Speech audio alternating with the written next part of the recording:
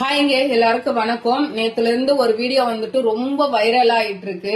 நீங்களே பாத்திருப்பீங்க. திருத்தணியில வந்துட்டு ஒரு வட மாநிலத்தை பையனை வந்துட்டு அடிச்சு கத்தியால வெட்டி துன்பத்துற மாரி ஒரு வீடியோ வந்துட்டு எந்த சோசியல் மீடியா ஓபன் பண்ணாலும் அதுதான் வைரல் ஆயிட்டு இருக்கு.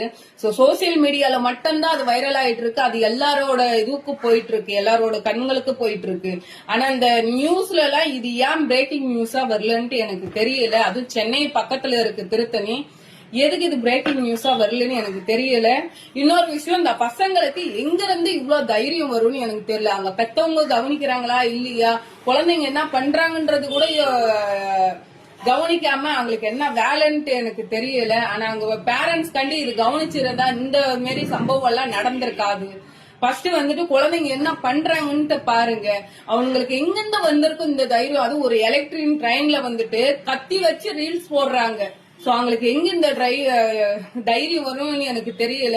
இது எனக்கு வந்துட்டு ரொம்ப கோவமா ஒரு என்ன சொல்றது, ஒரு இதுவோட நான் வீடியோ போடணும்னு தான் நினைக்கிறேன். பட் என்னால இது பண்ண முடியல.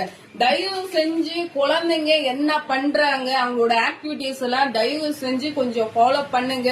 நம்ம 10 மாசம் சுமந்து பெத்து வளர்த்தா மட்டும் போறாது. அவங்க என்ன பண்றாங்க, என்ன ட்ராக்ல போறாங்கன்றது கொஞ்சம் கவனிங்க.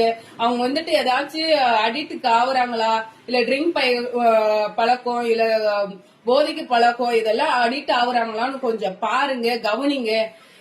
எனக்கு எனக்கு அந்த பையனை பார்க்க சொல்லும் போது அவ்வளோ கஷ்டமா இருக்கு. அதுவும் இந்த மூஞ்சி பாருங்க, இத பார்த்தா அப்படியே வெறி வெறியா வருது எனக்கு. எனக்கு ஏன் நான் இந்த வீடியோ நான் எடுத்து போடுறேன்னா, நான் பிறந்தது வளர்ந்தது எல்லாமே திருத்தணி தான். சோ அது என்னோட ஊரு தான். எனக்கு என் ஊருன்னு சொல்லிக்க எனக்கு அசிங்கமா இருக்கு. அந்த மாதிரி ஒரு